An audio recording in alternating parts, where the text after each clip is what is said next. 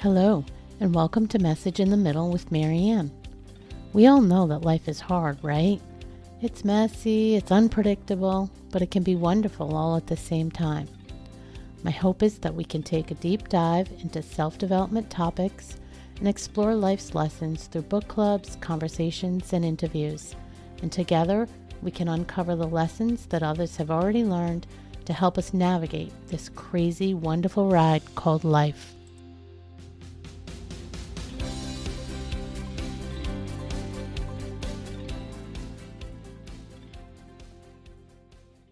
Hello and welcome to Message in the Middle. I'm your host, Marianne, and if you've ever found yourself thinking, why do I keep doing this, or why can't I just change this pattern? I think you're going to love this conversation, because if you've ever felt stuck in a certain way of thinking, reacting, behaving, or even believing something about yourself that doesn't quite match who you want to be, you're not alone. I'm right there with you. And more importantly, we're not broken.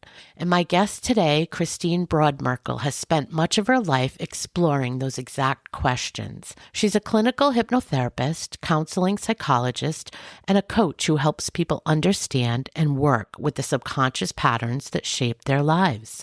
Her journey here started early. As a child, she had an intuitive awareness that something inside her needed attention, even if she couldn't name it yet. That awareness stayed with her and eventually led her into deep personal work, formal training, and ultimately a career focused on helping others access what she describes as their inner knowing. Through her work, Christine helps people understand that real, lasting change isn't about overpowering the mind or forcing new behaviors. It's about learning how to work with the subconscious, updating the patterns that no longer serve us, and allowing the brain's natural ability for change through neuroplasticity to support that process.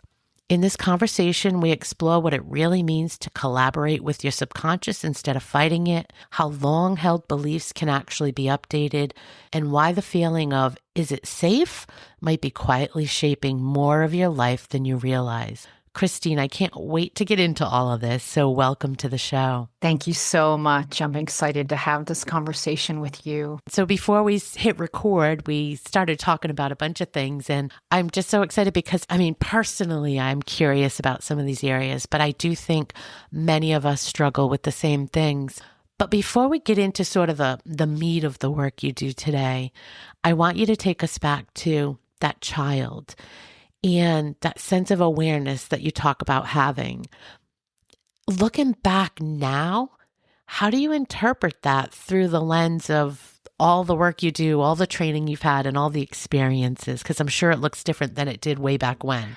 Yeah, that's a really beautiful way to ask the question, Marianne. You know, when I look back now, and the first thing I heard was, she was brilliant. She was brilliant. She was listening to her inner voice, but she didn't have anybody to acknowledge her.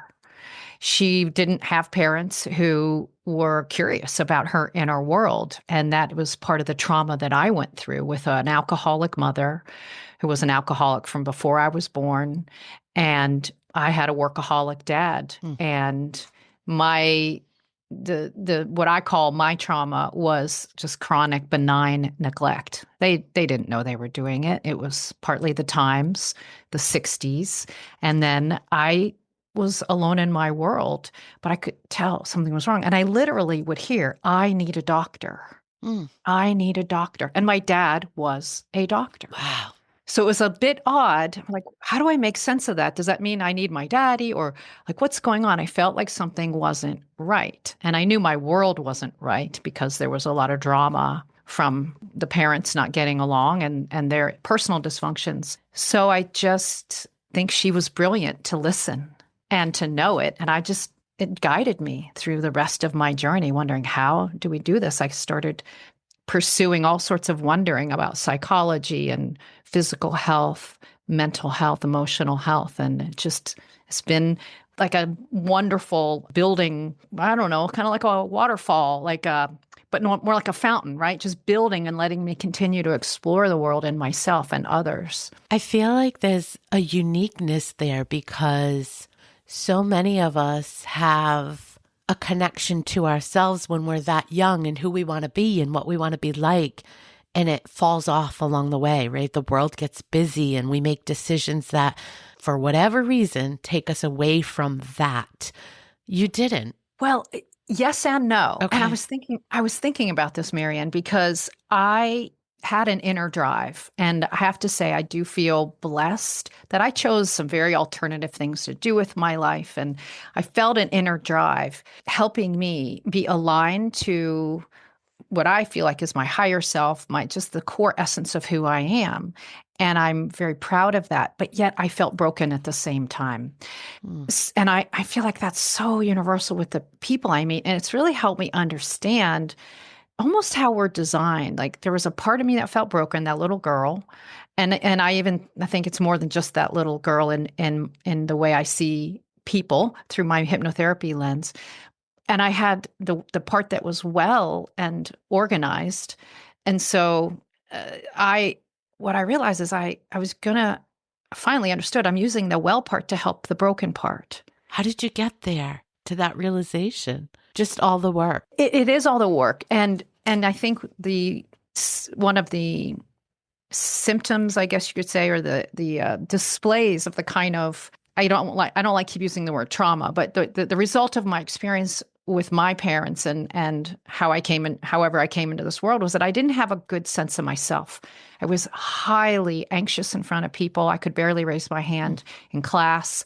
I had some other things that just contributed to that sort of meekness. Like I just could not even think about clearly what I'm good at. I could not put language to it. It's almost like I had a veil in front of myself. I couldn't even really see myself very well because I blame it on this idea that I was never really given a good mirror. And so I ended up I became very codependent. You know, I valued myself through how I could help others, right? And I tried to help others so that I felt safer and calmer. So I really had a diffuse sense of self. Yeah, you're nodding. Yeah. Well, I'm nodding because that makes you less unique, I guess. I guess it brought it back to, okay, that makes more sense. You weren't this unicorn because you also went through some of these same experiences that most of us go through where we sort of have these windy paths and, you know, make choices for all kinds of different reasons that lead us into all kinds of places until we get back to feeling fully aligned again. So that makes way more sense to me. Well, and that I believe that helps me help other people. 100%. We are all doing some version of that where you have a part of you that's so well and organized. You just might not have access to it, but I want to help you get access to that. And you have the part that feels wounded and disorganized. Yeah. Right? And it's just that which one is driving the show right now? And I love using the word, I know it's probably for some might feel too big, but I love using the word wounded instead of broken because I have come to look at things through a lens of it's more about what happened to us or what experiences we've been through when we were young versus something innately about us. It's more about that. So I like that. That feels right to me. I want to tap into where you were going with, I guess, tapping into the subconscious. You talk a lot about learning to work with the subconscious versus trying to control it or, you know, trying to ignore it. What does that actually look like? Because I think, and we talked about this before we hit record, so many of us try to change something, some pattern of behavior, some way of interacting, some repeat thing that we do. And we haven't had success at really making it stick. So what does it look like that's different if I engage my subconscious to help with that? Great question and a big one. Yeah. Like this is what I do all day. The meat of it. This is right? what I do all day and what I love to continue exploring as I just look at the world. So the subconscious mind is running us right now. Now we have a conscious mind and we're chatting away and we had to organize our day and do some things, but one of my mentors used the statistic that we are 96% of the time subconsciously dominant. All right. So if you had to drive somewhere today, how much attention were you paying? Yeah. All right. When you even got up and maybe you did your bathroom routine and made coffee or whatever, how consciously did you have to pay attention to that? Or were you allowed to, was your mind allowed to go think about whatever you needed to just kind of, you know, just consider in the morning? Your body did those things, right? Yeah. So when we start to see how much the subconscious is running us, just in the normal things, it's starting to help us understand that it's really running so much more of the show all the time. And the conscious mind part is analysis, logic, like looking at patterns in the environment and deducting, like, what does that mean for me? Evaluating, observing, everything kind of in present time. All right, very functional things. The subconscious supplies all of the programming underneath that. So just to stay on task about the collaborating, first we got to get acquainted with what the subconscious mind is. We need to know who we're working with. Well, it's going to come forward in your feelings. How do you feel today? Are you excited? Are you a little on edge? Are you upset? Because your subconscious mind is where the feeling centers of your brain originate. So long-term memories are in your subconscious mind, and they're just stuck in there. Your conscious mind can only hold a little bit. After that, they get filed away. So we also know that, for instance, dreams arise from the subconscious mind. Most people kind of get a sense of that. It comes in symbols and images, but your imagination all day long, even when you're having a conversation like this, and I'm wondering, what am I going to say next? That might be coming from the subconscious mind, right? Because it's like, oh, that memory you just asked me about. You asked me about my childhood. That all came. I went to the files and pulled that out. Yeah. Okay, so we got to get acquainted with what the subconscious mind is. And this is where we say there's beliefs, positive beliefs and negative beliefs, just to make it simple. The world is safe. The world is not safe.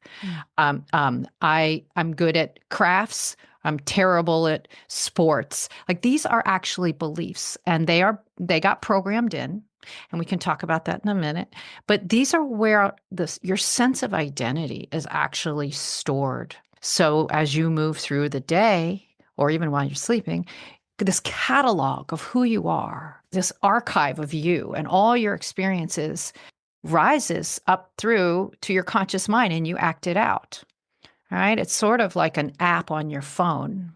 The app is a program, and it does things and interfaces with the world, but it's got to have some good programming in there. And sometimes, as you know, apps don't work anymore, and you either have to go to the app store and upload the new programming, and it replaces the old one, or you actually have to get rid of the app and reload it again. But either way, once we realize that the subconscious mind is kind of like that update, it's the programming, the soft programming underneath that needs to get reloaded. We are always working on what programming is in there. And when moving forward, how do we collaborate? We need to update that programming. So that's the step that I help people with. We identify what those limiting beliefs are, those old programs, and we begin to look at how that has worked against us and what we want instead. And we don't want to beat ourselves up about that programming.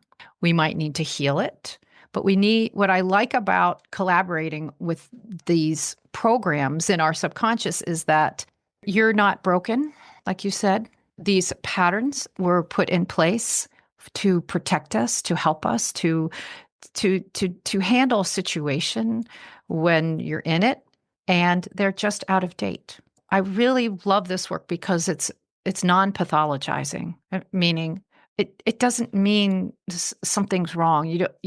Yes, we need diagnoses to help us, but I want people to understand, like, that was smart back then, and it just doesn't serve you anymore. I guess where I get stuck on some of this is, if you can't, so this, I'm going to use myself, just be out here, put it out here and use myself. But there's certain things that I know, because I've done a lot of work, and I know what drives it, what childhood experience drives the behavior that I'm going to say used to have now. It still tries to creep in here and there, but used to have. I'm going to use holidays as just a crazy example, but, I used to have this perfectionism mentality around holidays. I'm always the host. Everything had to be right. you know, all quotes, guys, whether, air quotes here, everything had to be perfect, everything had to be right. I would create this crazy expectation for myself about all these things. I know that comes from my experience with my own mother in the past. I know that, being able to eat off my floors that clean and being almost crazy about cleaning my house for years and years and years, that came from my mom. I get that. Got that. I've done that work. I don't do those things anymore. But there's other things, and I know people listening will have the same experiences because we talk about them, but there's other things, and I'm going to use my health journey and my weight. I lost a ton of weight. I had to, obviously doing that naturally, doing it anyway is very difficult regardless of how you do it. But I did do it naturally. But it's still something I struggle with so much. And I don't know where that comes from. Who told me that I was going to be a heavy person? Who told me that I had to be a heavy person or hide behind this thick skin? I don't have that memory. I don't have that thing from my past.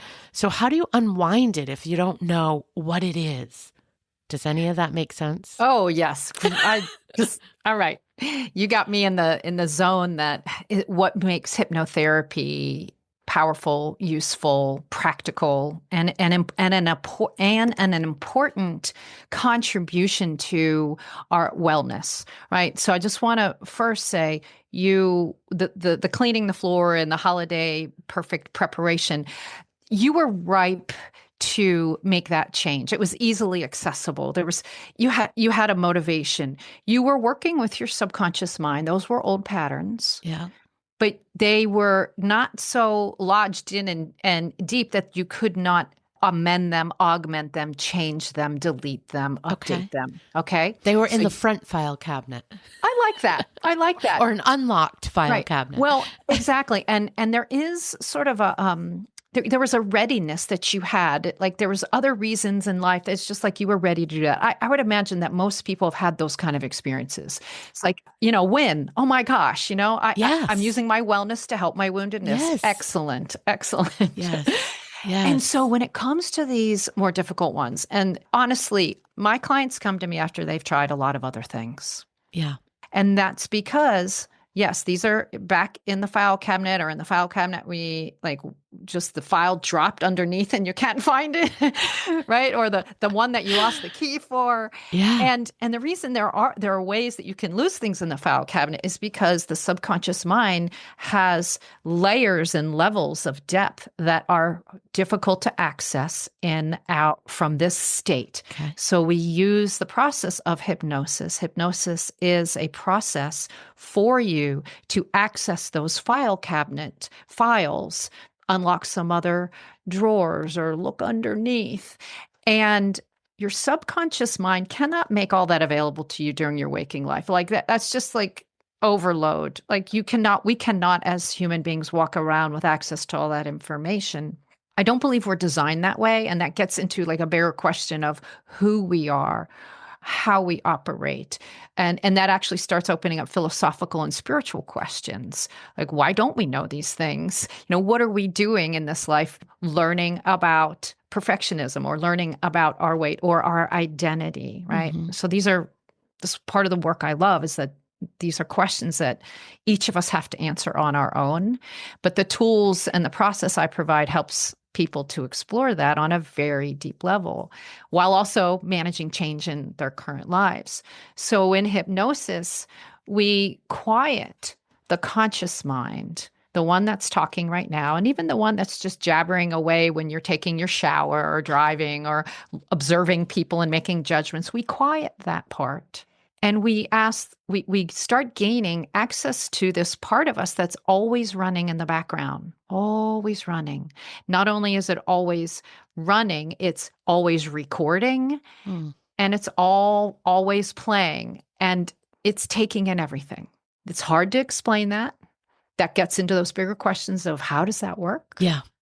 Okay, I'm not here to answer that one. I'm here just to offer tools and perspective on using it and accessing it. So we quiet that part of the busy part, and we start getting access to this part of you where the stories, the narratives, the experiences are recorded that were significant in your life that contributed to something you accepted or decided about yourself or the world or other people.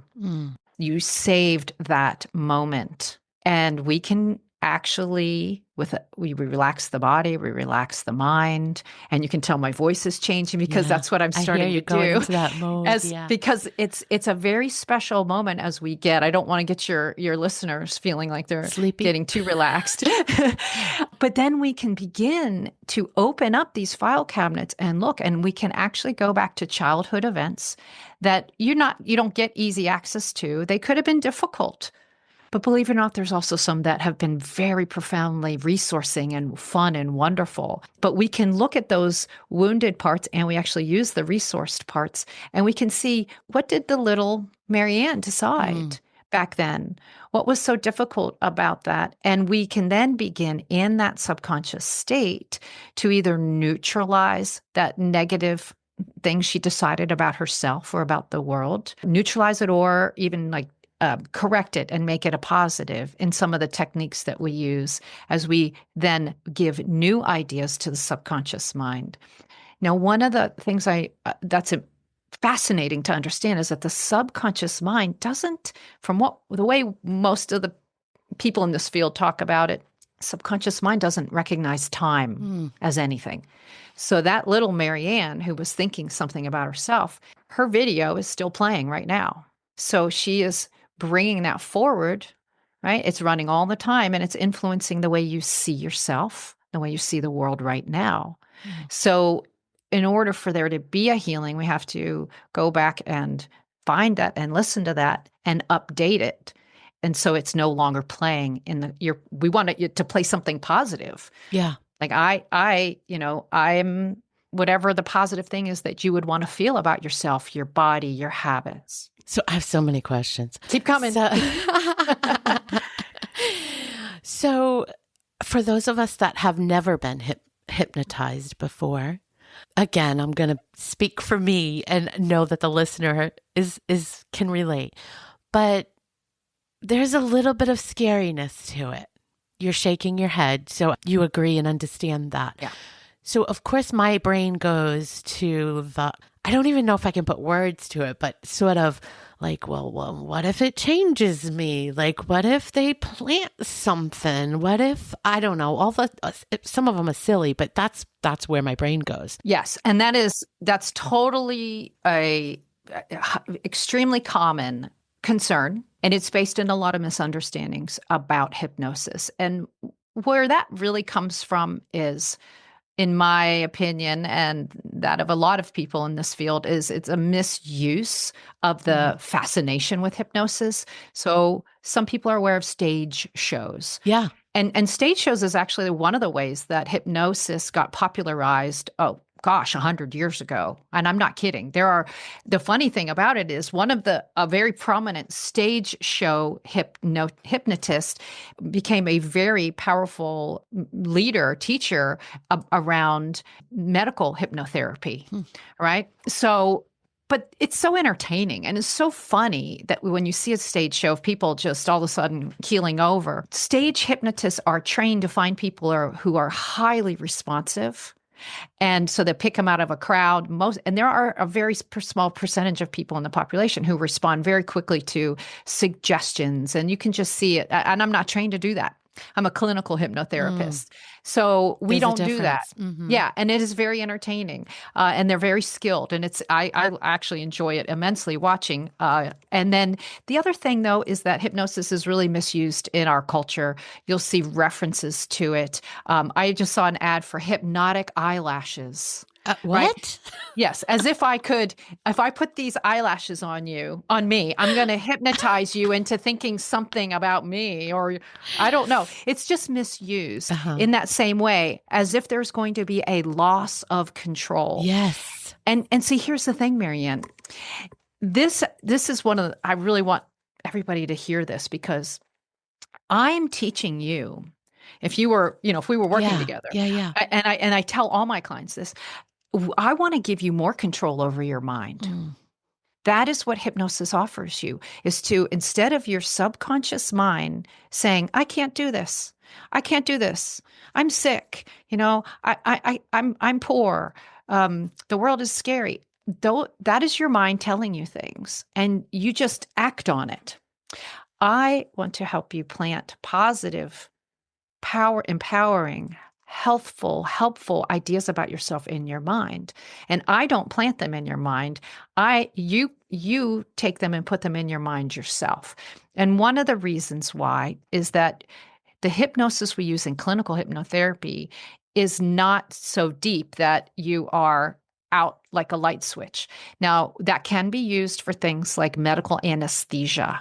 All right, there is such a thing that people use hypnosis to have surgeries, to have dental work done. Wow. Somebody who might be allergic to anesthesia would benefit greatly from learning, and you have to practice it. But you still can hear everything going on. And I tell all my clients, when you're with me, you can ask me questions. Hypnosis is just a very relaxed state of body. We spend a bit of time getting so relaxed, and then we focus the mind. And for anybody who's tried meditating, you know how hard that is, right, to focus the mind. But in hypnosis, I help you get that focus so that you can focus, and that allows you to start sensing more information from your subconscious mind and telling your subconscious mind things. It's like what we're doing the whole time is opening up communication with your subconscious mind, you listening to it and you telling it things. And you starting to trust that process. And it does take some time to learn how to do that well. But some clients, even after one session, report, I just feel a little better about that problem I'm having, because we have co-created together exactly what you want to tell your subconscious. And so that part of control is two-pronged. One is you decide what you want in your subconscious, and we collaborate on what that's going to be, because there are ways you want to speak to yourself that I'm skilled in, and I want to make sure you say it well. And then you are not that deep and far away. That there is not a state of hypnosis. Hypnosis is the process to get you to this state where you can receive that information and let your creative healing superconscious help integrate all these new ideas that you want. Is that clear? It is clear. Clear enough.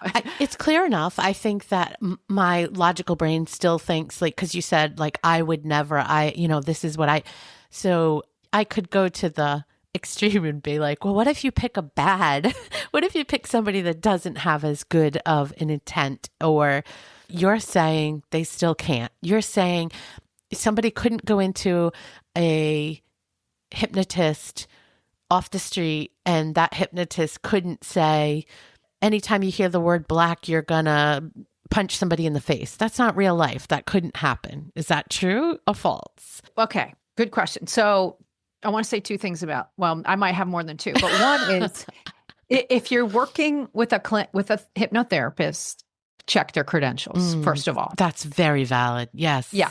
That's the first thing that comes to my mind, because I am it's important to me. I have the training, and in my profession, there's a lot of shorter, smaller, less thorough programs in hypnotherapy that are available in the world. I checked a lot of them out before I decided to pursue this professionally, and I happened to pick the one that had the most hours of training and a lot of bars to entry that are very important for me, because I want to work with people in the most ethical way possible. I want to know what that needs to look like, and I want to offer that. I want to give people the comfort of that. There are people out there with different levels of training that do good work. However, don't just go to somebody off the street, please.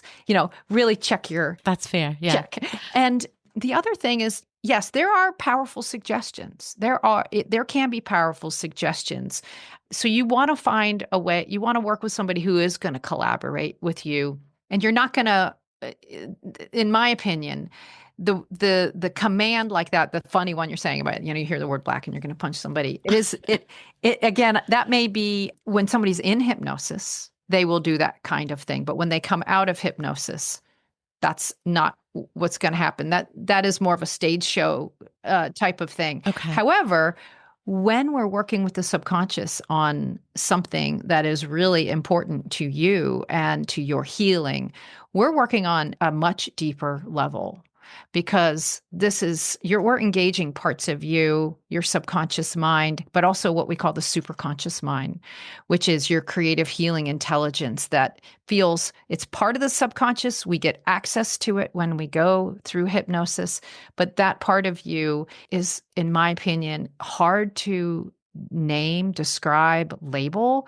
It could be everything from like some kind of biological consciousness to your higher self, to spiritual concepts like God or just the cosmos, just like your animating life force. But we get access to that because you want it, because you are inviting in this change. And this is where hypnotherapy goes from being really practical and mundane to quite magical and spiritual and pretty wonderful, right? Because I'm really engaging your innate healing intelligence. And that's one of the reasons I love this work, is because it's just not left in that more granular, here's a process and a system and you get this result. Yeah. It's going to be what's right for you.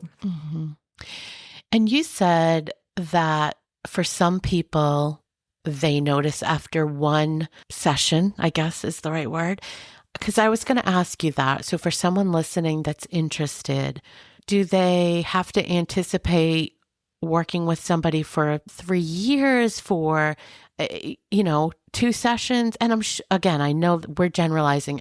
Anybody listening, we're super generalizing because you have to. I'm sure every scenario is different, but I'm sure, let's use like something easy. And this isn't personal because I don't smoke, but what if I was trying to quit smoking? Is that and I've tried everything and I just can't quit smoking. Is that something you come in 1 or 2 sessions, you're done? Or is that something that takes 3 years to do? And I'm obviously making it bigger than, it's not going to be 3 years, but. Yeah, exactly. There's, everybody's different. Yes, that's so important, because smoking's not just a habit. There's a reason somebody's a smoker. Right. And whatever that reason is, it could be a reason locked far away in a file cabinet, or it could be a reason where it's not too far down in the file cabinet. Okay. So it really varies. Well, but I want to get more specific because it is exciting to see people make changes. Generally, I see it with the methodology that I use that people are really starting to see positive changes after about 5 sessions, and then they might stick around and do 6 or 7 sessions. And it just depends on, are they satisfied with the changes that they're seeing in their lives? And what we're doing, just to give a little bit of a arc of what happens, is we want to resource folks first and give them a lot of positive suggestions. So that's that's one common understanding of hypnotherapy, is we're going to put these positive suggestions. You might go on YouTube and hear lots of hypnotherapy positive suggestions. We do that too, because these are the commands about what we want. Framed in very positive ways that make sense to the subconscious. And what we then look for is what resistance is coming up after a couple weeks of positive. Where are you noticing you're having trouble? And we explore that. And so every time I work with somebody, it's highly customized. And then we might need to do some healing of some emotions that are related to smoking. Okay. We might need to heal some childhood memories about when a person decided something about themselves, like maybe the first time they ever smoked. What was going on? Yeah. How did that set this thing in motion? We might need to go back and heal or neutralize that. Okay. So that takes a couple sessions, and usually people find relief. That makes sense. And then they naturally feel it's easier. that smoking doesn't have a place anymore. It sounds like it loses its hold on them over time. So I'm curious if there's someone listening, they can't afford to work with you. They can't afford to go to, let's be real for a minute. That's probably real life for some people, right? Are there things that they can do on their own that they're probably not doing today to collaborate with their subconscious instead of trying to logically think themselves out of whatever they're trying to logically think themselves out of, or replace it with something else? Is there anything they can do on their own? Sure. Yeah, that's a great question. So The first thing that's important goes back to what we were talking about earlier. And I know you've talked about this on your show with other guests, is to begin taking an inventory of what those negative thoughts are that you keep hearing. It starts with just a gentle focus. And then I really encourage, like, and even, I don't want to use the word hyper, like get really hyped up about it, but then allow your mind or allow the well part of you to observe that wounded part in a couple ways and write them down. I'm such a loser. I can't handle this emotion. That's why I'm going to reach for a cigarette. I need a break.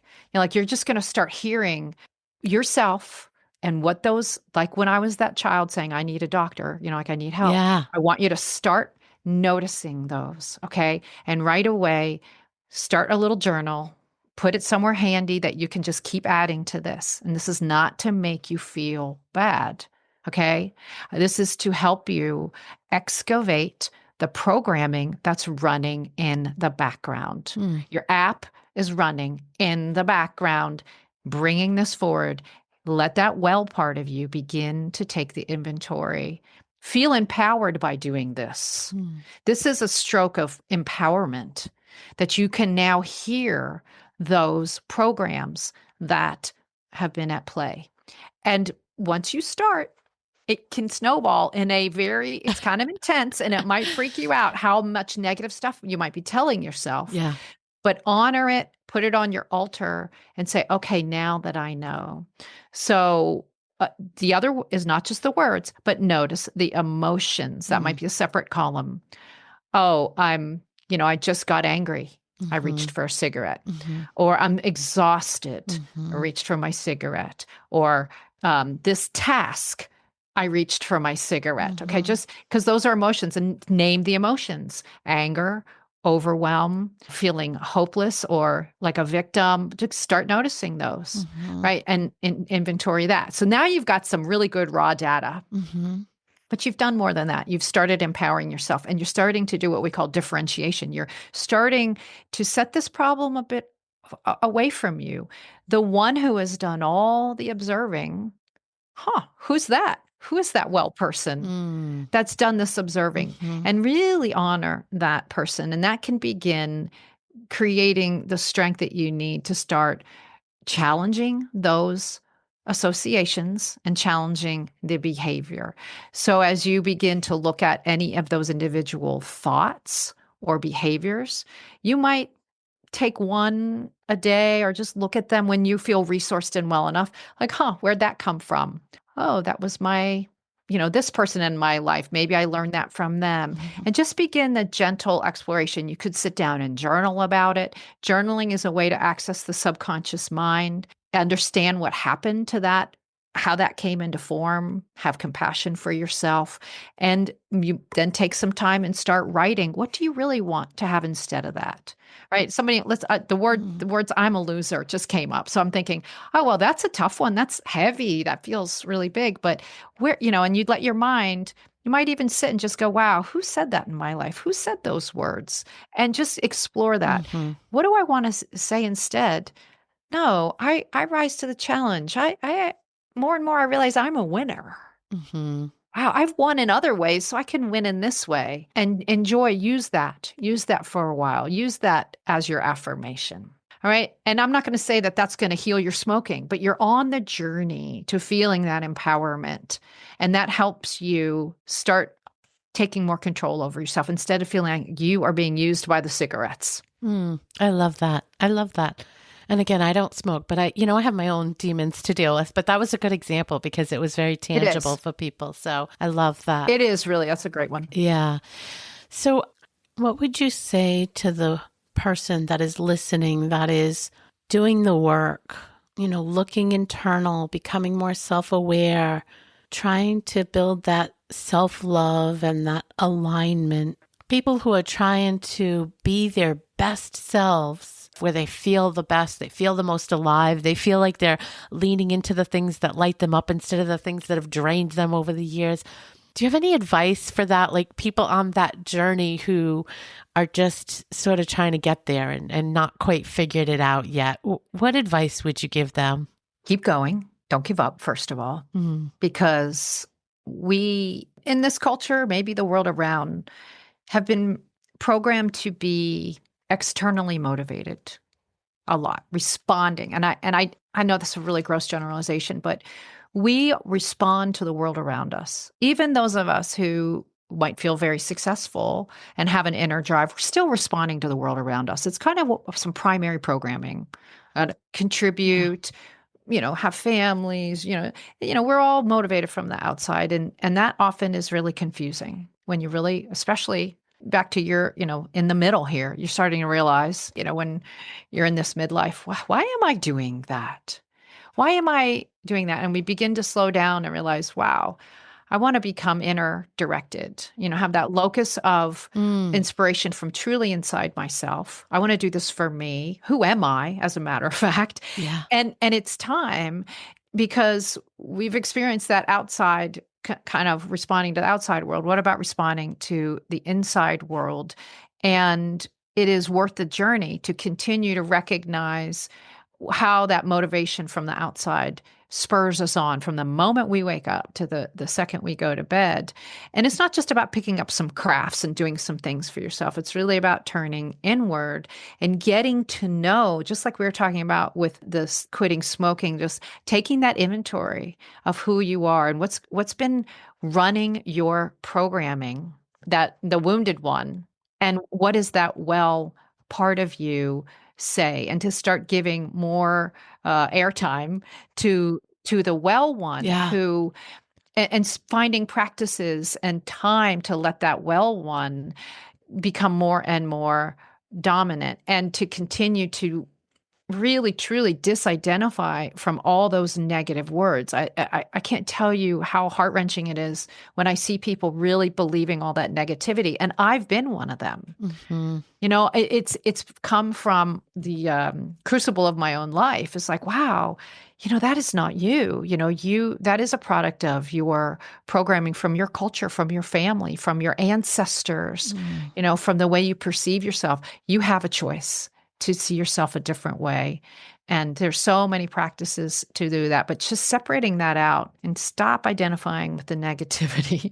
Let that be known. That is a program. That is not who you are at your essence. I love that message. I think one of the things that has really surprised me in doing this work, having these conversations, doing my own work and journey here, is how distanced we get from who we really are, and how we just get to this point, so many of us, and when somebody says, well, what do you like? And you don't even know. Like, you could throw something out there, but you really don't even know what you like. You don't know what hobbies or interests you have. It's just such an amazing time for me where people get to. And I think that when we start being able to tap back into that and take the time, like you said, do the exploration, there's so much richness in sort of getting familiar again with that person inside. I just love that about this time.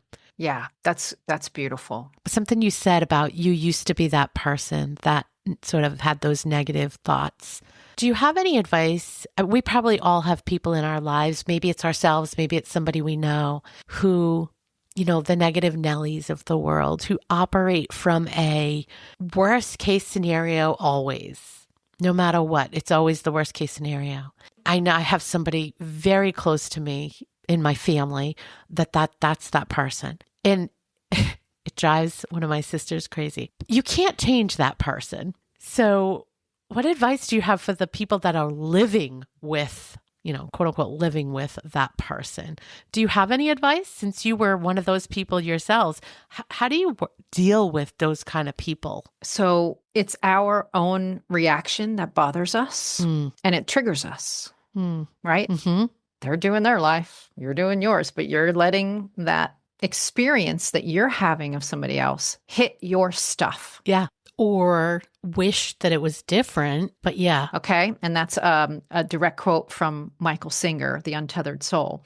And their stuff is hitting your stuff, and you have to take responsibility for that. Mm-hmm. And you get to choose how you want to hold that. Now, why are you being triggered? It's a gift, honestly. Why are you being triggered? You have something going on that is unresolved. And that is it's a gift, because once you resolve that, you get to be free from that. Yeah, I get it. I really do get it. And I think it's tricky because I just, for me personally, I feel like I have resolved it with that person. I know that that person is operating from their experiences and their journey, and it's what they know, and it's how all their messaging, and they haven't done the work. They actually don't even think they need to do work. So there's that, right? But I can come at it with that understanding that it's not even worth acknowledging. It's not even worth trying to get them to see the other side, because that's not who they are, and they haven't.